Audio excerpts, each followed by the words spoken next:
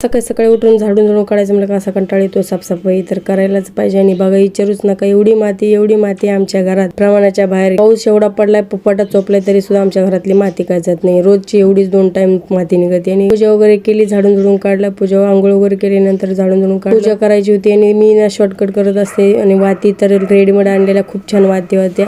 दिवे ह्यांनी कापसाने पुसून घेतले स्वच्छ आणि वाती वगैरे केल्या. हरतालिकेची पूजा होती, पूजा वगैरे मांडली. आमच्या बाजूवाल्या ताई आल्या होत्या, पूजा करण्यासाठी आल्या होत्या. आणि सूर्याला बोला व्हिडिओ काढू नको, मला आवडत नाही. आणि आम्ही नंतर ना संध्याकाळी गणपतीचं आगमन करण्यासाठी गेलो, गणपती आणण्यासाठी. आणि भरपूर जण गेलो, 7-8 जण आम्ही. छान आमची मूर्ती स्वामी समर्थांची मूर्ती आहे. आणि भरपूर 4-5-7 लेकरं. आणि मज्जा येते. गणपती बाप्पा मोरया करत उपवास होता, अशक्तपणा आलता, तब्येत बरी नाही, तरी बी एवढ्या लांब चलत गेले. आणि हातातच गणपती बाप्पा आणले, औक्षण केलं. त्यानंतर पूजा वगैरे केली. दारात आल्यानंतर ना तुकडा वगैरे नारळ वगैरे फोडलं. नंतर घरात आणला गणपती बाप्पा मोरया करत. आणि खूप छान असं डेकोरेशन वगैरे केलं. नवऱ्याला जाम माळी वगैरे लावायला आवडतं.